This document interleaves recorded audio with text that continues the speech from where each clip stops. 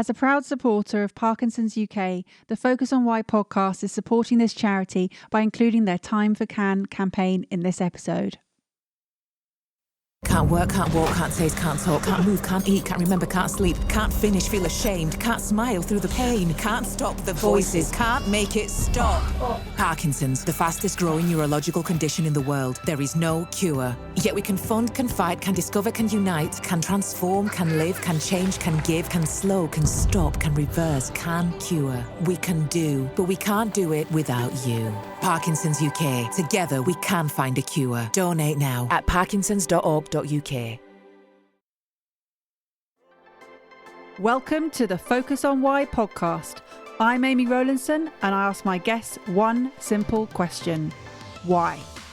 Focusing on the importance of why, I share with you the relatable, uplifting and inspiring conversations I have with people from all walks of life. This podcast will encourage you to focus on your why to enable and empower you to achieve the success you desire. Have a purpose, have a plan, focus on why. Welcome to the Focus on Why podcast. Today I have John Ball joining me. John, welcome. Hi, Amy. I'm really happy to be here. And where are you joining us from? Well, I'm in Spain. For the last 8 or so years, I've been living in Spain, and I'm in a beautiful little town called Javier, and actually staring out at the Mediterranean at the moment. Don't mean to make everybody jealous, but that's my reality. I would say I know it well, but that would probably be bending the truth a little bit because I don't quite remember as much as I'd like to from my experiences of being sort of a 1-year-old through 10-year-old. But it's probably changed quite a lot since then, since I was last there. I would imagine. Yeah, I mean, it's grown out. It's grown a lot, even changed in the times that I've been living here, which has been, I moved out here, say, when I was about 40 years old. So it's a while back.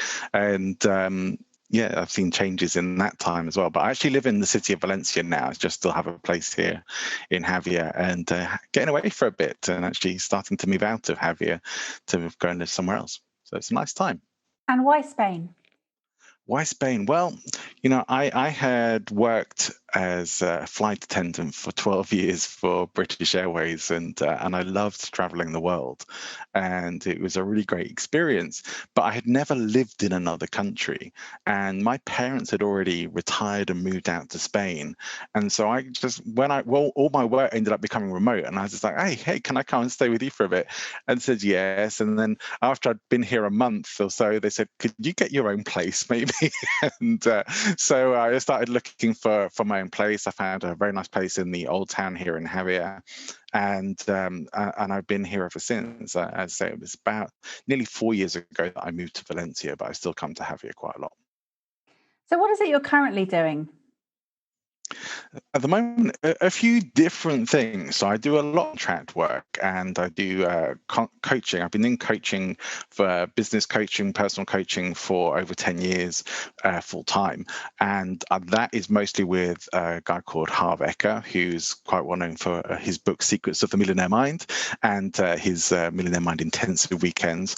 So I also run a group coaching program for them, which is their life makeover coaching. And I run their financial freedom coaching, their online financial freedom coaching, and their speaker trainer training as well. So we do an online Secrets of the Multimillionaire Trainer program. So I run all of these with them. That keeps me quite busy. On top of that, I'm doing public speaking work myself and teaching and training other people in public speaking and in the tools of influence and persuasion. These are my passion areas, hence why I started doing a podcast and got into that whole world myself as well. Now, I can't resist this sort of segue. As a BA flight attendant, that's quite a big departure. It was, and you know what? I met a life coach, and I can say her first name. People in the airline MBA who were around at that time would know her. Her name was Sally, and she probably is retired from the airline by now. And people would know Sally, the life coach in British Airways for sure. And she introduced me to life coaching for the first time ever. I'd never even heard of it before doing a flight with her and working with her. And I was fascinated. I thought, I think this is what I was interested in. I'd always had a fascination with psychology and hadn't wanted to necessarily study it, but it was always interesting to me. And then the coaching stuff, which was just so solution focused and so much about transformation and really not just getting people sort of to dive into their memories or their past and relive their traumas and all this kind of stuff. It was actually very much focused on solutions and changing your life and moving stuff forward. It just seemed so positive that my journey into personal development exploded from as soon as I discovered it. I knew that's what I wanted to know more about it and probably wanted to do professionally. So you're coming into personal development quite late. How's that really transformed your life? I would say I don't think I could really recognize myself to who I was when I first started the journey. The transformation personally has been from really, I can look back and see how much I was in a victim mentality in my past, how much I felt like life was against me and the world was conspiring to always be there'd always be a problem, there'd always be something horrible coming up. And so I kind of used to dread life rather than look forward to it or enjoy it. And so I see a very different spin on that now. I certainly don't have a victim mentality anymore, and then I live in my own personal responsibility for my life, my own personal power, all those sorts of cliches in the personal development industry. But I have a happy life, and that's the main thing. And a lot of that is because I've made the choices, and I've also let go of so much of the, now it seems ridiculous stuff, but so much of the stuff that I was holding on to that I felt I had a right to hold on to or had a right to be miserable about, and just wasn't ultimately that important. And it's something that you just mentioned about taking personal responsibility. I think that's the crux of everything, isn't it? I think so. Yeah, I do sort of believe in kind of believe in ultimate responsibility. I choose to take ultimate responsibility in my life. There's people who have said like even before we're born, we choose the life that we had. Now, I don't know if that's true. I don't believe in past lives and all this sort of stuff anyway. But I choose to think that that's a useful belief. And so I can go with that and say, yeah, okay, I can actually go with, hey, saying I chose this life, I chose all the experiences that I had and that are molding me into who I want to become. Because I can honestly say, even though there are things in my life I might look back and think, I wish I could change that, I don't really, because I'm actually very happy with who I am now. But that has only been from doing work on myself and accepting I had the power to change things myself. I just didn't think I had, or I kind of wanted someone else to do it for me. I wanted to be rescued rather than rescue myself. And it was through taking personal responsibility that I recognized I could do that and did do that. And it's funny you say about wanting someone else to rescue you, thinking that that's the easier solution, but often actually it is easier to rescue yourself. I think it's essential to rescue yourself because anything else is disempowering. There are times like, if you're in a fire and a fireman comes and rescue you, great. You might not be able to rescue yourself from always those kinds of situations, but in your own life, sometimes it seems harsh when somebody says no, or when someone has the capability to change and transform your life and says no, because actually it's going to be much more powerful for you. It's going to mean much more to you, matter to you if you do that yourself, because it is about the journey. It's about who you have to become in order to make these changes, and you can't be given that. You can't be given the journey or the personal transformation that somebody might give you. You have to earn it. You have to work through it. You have to deal with all the issues that come up for you, and you have to grow and expand. We don't always like to think, or we don't always like to have negative challenges in our lives. We don't always want to deal with that stuff. But without them, we wouldn't grow. We wouldn't develop. We need challenge. So this is why I say, if you give it to somebody, you're actually disempowering them potentially. You have to know when it's right to help and assist. If somebody can't help themselves or just needs a bit of a nudge along the way, but doing it all for somebody isn't doing anything other than disempowering them, in my opinion. So how does this work into your podcast and your public speaking? What is it you're doing with those elements? Well, a big part of that is that I developed a deep passion for public speaking years ago. I did some trainings around it and got very excited by it. I had never really done it before. I'd done acting, I did drama at university and a few different things. And so I've always loved performance in some way, shape or form, but I never wanted to carry on and be an actor. I didn't want to be poor for that long, and I wasn't convinced that I could really make it in that industry as well. But public speaking became a way of really being able to marry up some important parts of my life. Like I've always liked philosophy and as I mentioned, psychology as well. And all these things have really come together for me over the period of my life that have allowed me to start speaking about these things more. I get to talk about stuff that I enjoy talking about, and hopefully some people enjoy listening to it as well. But I also, along my journey, discovered that there are lots of ways in which we are influenced without knowing that we're being influenced, and we are persuaded without understanding how people are persuading us. And sometimes it's not to our benefit. There are certainly times where, most of us have been tricked or ripped off or in some way. And if you don't think you probably have and just didn't realize it, because it happens to just about everybody at some time. And it may not have been hugely serious, but we've all been tricked or conned in some way, shape or form, whether we realize it or not. And there are certain tools and techniques that come in with persuasion. Like some of the more well-known ones are the ones that Robert Cialdini talks about in his book Influence, and other people who have studied this and teach in this area. But some of them have been known about for years by con artists and the people who do all these things, and they're regularly being used against people. In fact, more and more now, there's scams everywhere. Online, there's scams everywhere, and there are more people stepping up and trying to expose them because they're not always being identified or shut down in time before they do the damage.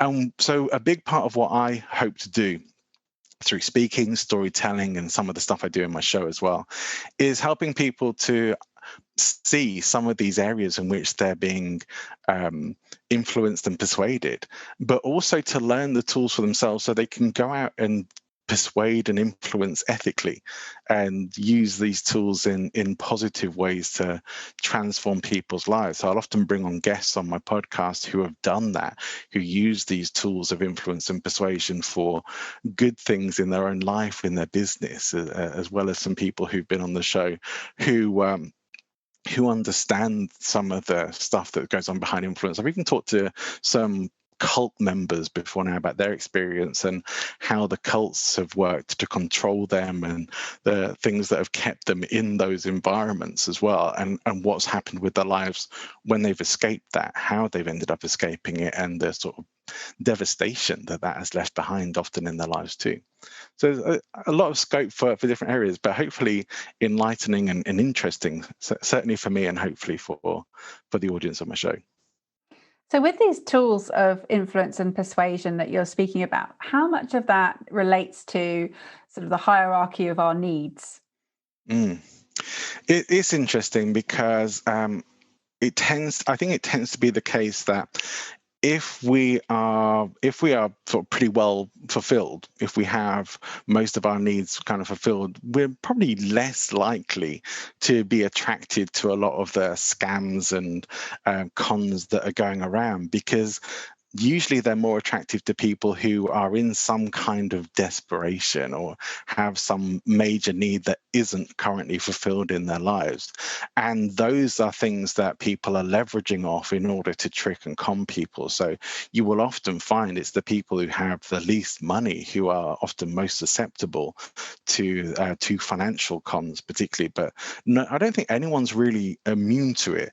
We can all be tricked, even when you know the tools that get used in these sorts of things. You can still get tricked. That some of these people, the con artists, and some of the schemes that they have are very slick, and they look very professional and can really pass themselves off very well, often fooling really experts as well, certainly for a time at least.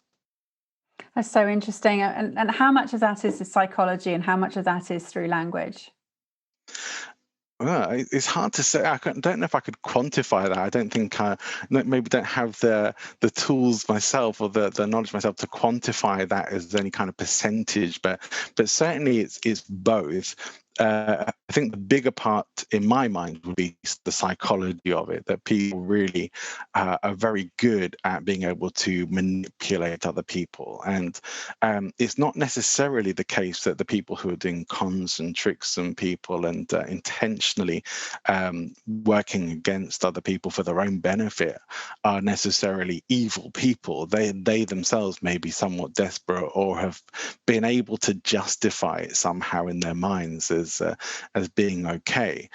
So it's hard to know, but they certainly nearly always leverage off the psychology more than anything else. But I would also say the words are a huge part, because it's nearly always the stories that they tell that leverage off the psychology and pull people into believing what they're trying to sell. And with your podcast, John, you're speaking, you're using the sort of the storytelling aspect and the speaking and the showcasing of other people. What was your intention when setting that up? Initially, it started off as a Toastmasters project. So it was like, well, I think I had been thinking about doing it anyway. I started doing a podcast. Gosh, I'm trying to think now. It was over 10 years ago. I started doing a podcast when I was still living in the UK, and I did several episodes, and I even had you've probably heard of Lewis Howes. I'd even been speaking with him, and he'd agreed to be my guest. This is long before his podcast was ever famous or anything like that. And I never got that far. I gave up before I even got that far. Sadly, imagine if I hadn't. This time around, I felt that I wanted to do something that wasn't just me. I wanted to actually have conversations, because I listen to podcasts myself, and the ones that interest me the most tend to be conversational. I like listening to people talking about things, and it's kind of like you get privileged listening in rights to a conversation that you might not otherwise get to hear. I sometimes say to people, it's like, if you're sat in a bar or a restaurant and the people on the next table having a more interesting conversation, you might go, "Shh, I want to listen in. I want to listen in. This is really interesting." That to me is a bit what podcasting is like. So my goal has really been to have guests and talk about things that are interesting to me. I try to keep it as much as possible, at least related to the speaking part, the public speaking part, the influence and persuasion part. I think that I choose for that to allow me a lot of scope in the things that I talk about on the show. My hope is that if I'm finding it interesting, that other people will. Like, I recently had a learning expert who is, her job, if you like it, her name's Lauren Waldman, and her job is like translating the scientific information from the latest developments in neuroscience to people who are doing like online learning courses or educational programs in some way, to help them have the best teaching ability that they can have, and to help the comprehension of the students as best as possible. But they may not be able themselves to interpret the science, but so she's become this like intermediary. She works on helping them to interpret the science in a way that is a bit more sort of a layperson's level of understanding. And it was really fascinating to talk to her. Neuroscience may not be interesting to everyone, but in some way it is relevant, because certainly a lot of the people who may be listening to my show or tuning in may also be people who are doing online learning themselves, or who are creating online programs and learning for other people. And it's interesting you say that, because I was talking to a clinical psychologist yesterday when I was recording a podcast, and he was saying that there's only, I might misquote this, but he's saying that 17% actually are aware of their thinking, and in the population, and he's trying to increase that level, because it was obviously linked to, we were talking about the focus on why, and a lot of people don't actually consciously think about why they do what they do. So that leads me into, why do you do what you do? I think about this a lot, and interesting. I know we've spoken about this before, but when I had Mike Michalowicz on my show, he asked me that question, and I kind of knew, and I gave a bit of a glib answer when I spoke to him. I was half jokingly, but I went and had a bit more of a think about it, and really the reasons why. the reason why I started doing coaching in the first place, because I wanted to do stuff that mattered. I wanted to do things that would help people and actually hopefully be transformative in people's lives, and may help to make the world a better place, maybe bit by bit, at least for some people. And so that's what it started off being. And I think it's evolved and grown from that over time, like with the podcast and a lot of the work I do now. I'm very much about wanting to help people think better for themselves, to be able to see where there is scope for them to develop, to be able to step up and lead other people in those directions as well, to get up on a stage, whether that's a real stage or a virtual stage, whether that's in their industry or it's in a lecture hall, to be able to talk and to put themselves and their opinions out there in ways that might be actually transformative to their industry, to who knows. I mean, there's so much potential for people to inspire others that I want to really, I guess a big part of it is starting that chain of inspiration, hopefully, for people. So I'd say that's a big part of it. Other things come into it as well, but the big why more than anything else is I want to live in a better world, and I believe I have the capability to help inspire other people to make their worlds a bit better, and that gets knocked on to other people as well, and hopefully that keeps growing out. So that's probably the higher level why. And what would have happened if you'd met T. Harv Eker like 20 years ago? Actually, I first met Harv in 2007. So 20 years ago is a little bit longer than that, but it would have potentially changed my financial situation a lot quicker. And I was one of those people that was living in my overdraft, living paycheck to paycheck. I'd get maybe a week where I would be out of my overdraft before I had to go back into it. And so it never felt like I was really getting anywhere financially. And I always felt like I was living with other people's money. I owed more than I had. I had like my student loans still to pay off at that time. And, I hadn't looked after my finances. I had a little bit of credit card debt and all these sorts of things. And I just wasn't good with money at all because I didn't pay any attention to it. I tried to ignore it as much as possible, and that gets to a point where you just can't ignore things. Like it's often said that the things in life that we don't pay attention to, we pay with pain, and that was certainly true for me at that time. And so had I got all that in control like 20 years ago instead of when I actually did, I think I would have actually avoided a lot of that in the first place, because I would have learned money management skills a lot earlier on, and probably could have even hit my financial freedom a lot sooner as well. I love that quote there, paying attention. Those things that don't pay attention to, you pay with pain. Wow, that's quite yeah, that's powerful. So what other tips would you say you've learned from the secrets of the millionaire mindset? I think one of the big ones from that is how we talk to ourselves is important. And so, anyone who's ever done any courses with Harvard, and this isn't just with Harvard, a lot of personal development stuff, you'll come across affirmations. And, to a degree, like they seem really trite sometimes when you say these things. And it's like, does it really change the way you're thinking? I think only really if you stick with it. If you just do an affirmation for a week, I don't know if it's going to do a lot for you, but if you can actually make that become your go-to response to yourself, that means you have to keep repeating it to yourself. And then it starts to become your way of thinking. Like when I first started working for Harv, one of the things that they said was that we had to be like, as coaches for Harv, we had to be like his voice.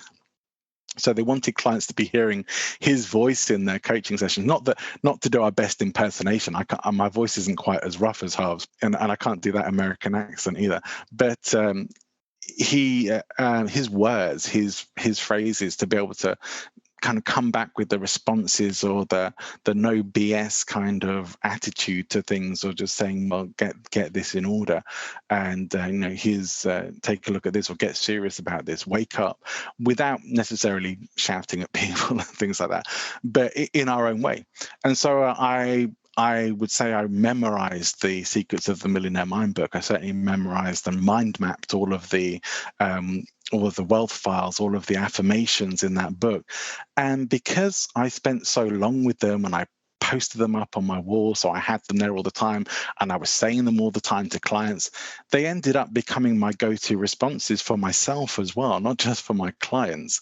And you realize that when those sorts of responses, when the healthier, more empowered, more responsible approaches are your natural go-to, that your life changes with that as well. That you start to, it's like that thing of, you hear something enough times, you start to believe it. So that could go both ways. But if you're actually feeding your brain positive responses, and you're retraining yourself, if you like, to go more to those than your other places, it doesn't guarantee that you're always going to have that, but it means it's far more likely that that's going to be more like your way of thinking. That's really interesting. It's incredible, isn't it, how one person particularly can influence so many people, and in a positive way. We've experienced it, in history, individuals who have not had good experiences on large amounts of people. But in your better world that you're creating, how else are you going to be helping people? My hope is that by aiming to be as authentic as I can in my own life, to be true to who I am, that helps other people to be more authentic themselves as well. I think I'd like to see a world where people know who they are and understand that. I aim to bring psychology and philosophy and latest kind of developments and understandings into as much as I do as possible. I take a very scientific approach. In the world of coaching, I'm a bit anomalous to many other coaches, because I'm not into I'm not really into spirituality, or I'm very practical, very scientific based, and that's what I base all my stuff on, stuff that works. So I hope that I bring a lot of that to people. It's like a lot of personal development is wishful thinking, in my opinion.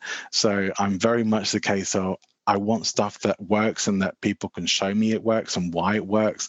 And that's what I want to use with people. I don't just want wishy-washy wishful thinking, or isn't that nice, or don't we feel good about ourselves, and go for a weekend and feel super motivated, then come back to your life and probably within a week, you feel just as terrible as you did before you started. That to me shouldn't be what personal development is about. It is about daily working on yourselves as much as possible.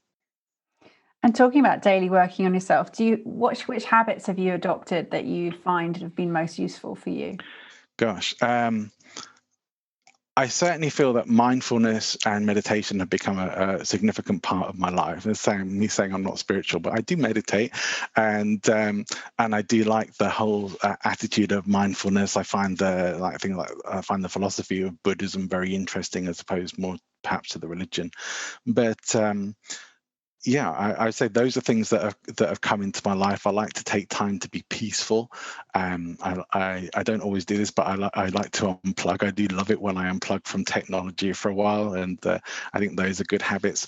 One of the biggest ones for me has been reading. I've become a really avid lifelong learner. I think I went through this whole period of my life where I wasn't really reading any books at all. I graduated university, and the only books I think I read were ones I had to for jobs and things, like manuals and stuff. And then when I got into personal development, this hunger for knowledge and information grew up, and now I consume a lot of audiobooks and Kindle books and things like that. So I probably read at least 1 or 2 books a week, or listen to them, and podcasts on top of that as well.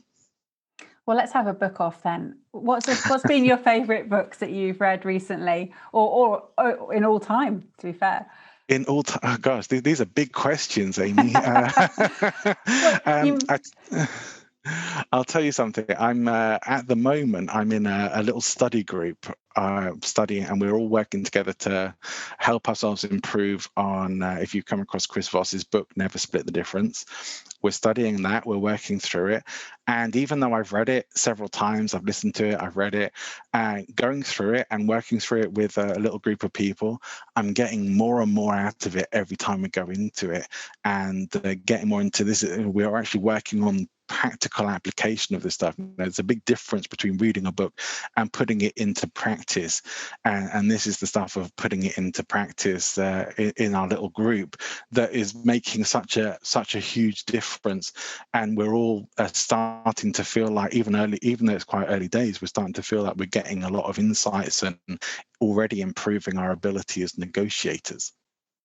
It's interesting you saying about the practical element. You said it a couple of times, and I do get what you're saying, because a lot of books you read, especially audible ones, and you're not actually in the position at that time to put things into action, because you might be driving or you're walking and things. So I often find myself having to buy the physical version of that book and then sitting down with it and going through it properly. Do you find the same? I do. I think, especially with good books, I have a lot of thoughts on this, and I don't know if we've got time for all of them. But I find that with Audible, when I listen to a book that I really like, when I get some great information in it, I know that I'm going to want to have that on in another way. Like, I'm going to want to have the Kindle book, or if it's especially good, I want to have the physical book as well, so I can make notes in it. And I find having those different formats for me to be very, very useful. That Audible has this, or Kindle has this whisper sync thing, so you can read and listen at the same time, and I find that very useful, especially when I'm doing research or talking about books. And there are so many key points there. But I was using Blinkist for a while as well, and I know there's a few similar apps to that, but again, it was just, Blinkist is what I already use Audible for to some degree. Like, I can get through a book on 2.5, sometimes 3 times speed, depending on the speed of the narration, and we'll get a level of familiarity and understanding to it. And if I really like it, I'll go deeper, and like you say, buy the book. Blinkist just kind of gives you these key points, and I was kind of finding it wasn't giving me all the key points that I wanted.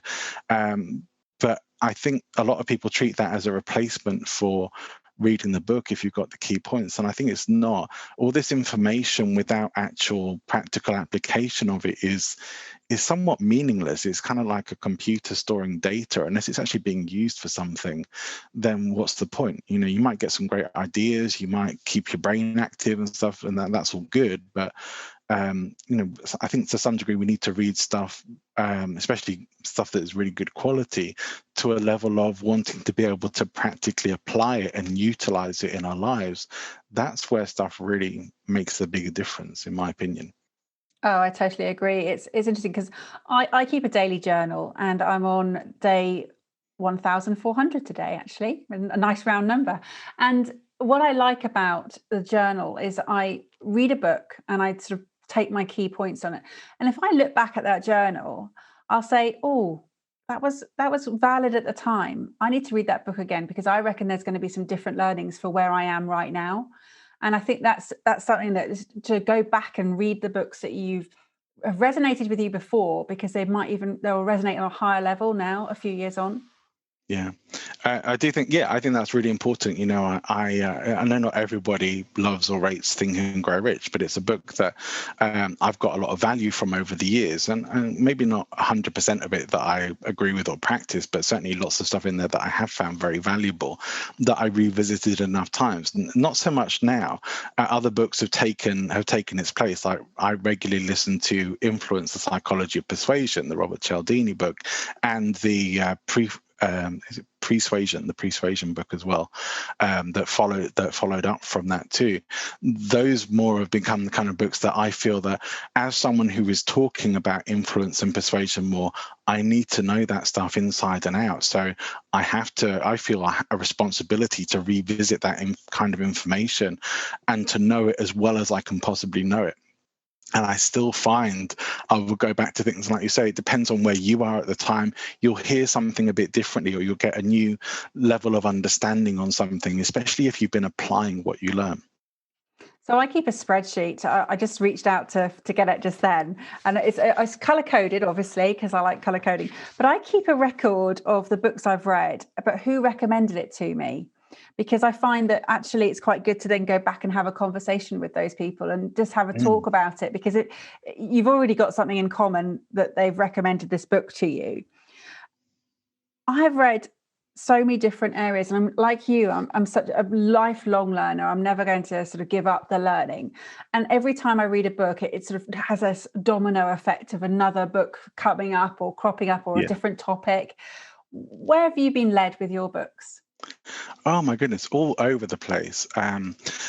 I think a lot of paths I've been down over the last 5 years more than anything else have been a lot of stuff to do with public speaking. Certainly, lots of books to do with influence and persuasion. Just recently, ended up reading a book by a lady called Maria Konnikova, which is The Confidence Game, I think it's called, which is all about confidence tricksters. It relates to a lot of the stuff that I've been talking about. But even though it's not a personal development book, it was fascinating for me, and really useful insights. But I've ended up reading and studying about religious cults, which is a path I didn't expect to go down as well. And I would say also, I've been pulled into more philosophy stuff. I've really developed a liking for Stoicism and Stoic philosophy, and we're even privileged enough to have a philosopher called Donald Robertson, who's an expert in Stoic philosophy, come on my show just recently, and it. For me, it was an opportunity to kind of sit back and let him talk, because it was wonderful. I got completely schooled on Stoic philosophy, and it was a dream. It was for me, it was great, even though I didn't have to do very much talking. Yeah, I read a book at Christmas. It was one of those free Kindle ones where you get opportunities, and I think I chose about 3 or 4 different books, and one of them was a book on the Stoics. And actually, it was really fascinating. I was totally sort of captivated by listening to them. And actually, I was going to say, I don't feel we've actually improved very much. I think we're still thinking the same way.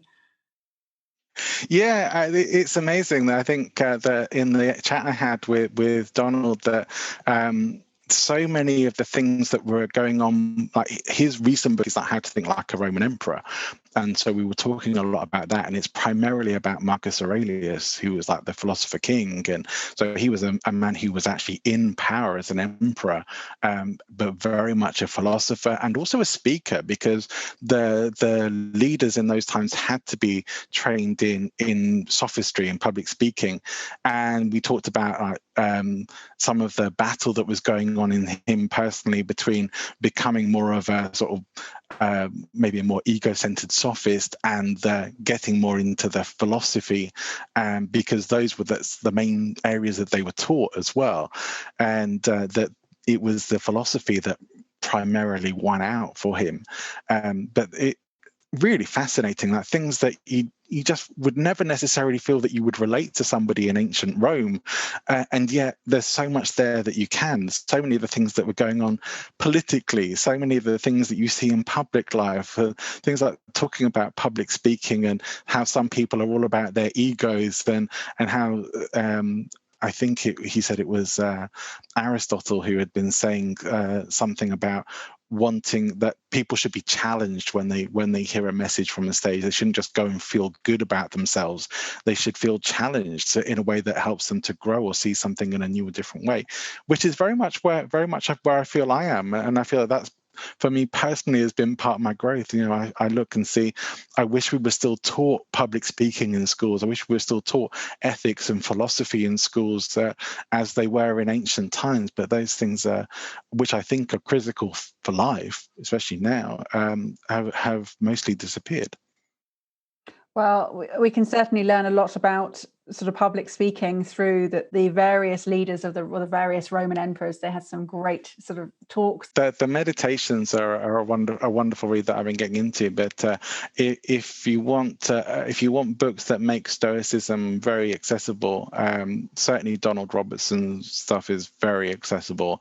And as someone who, as you do public speaking yourself, I suspect you would find his How to Think Like a Roman Emperor book very interesting.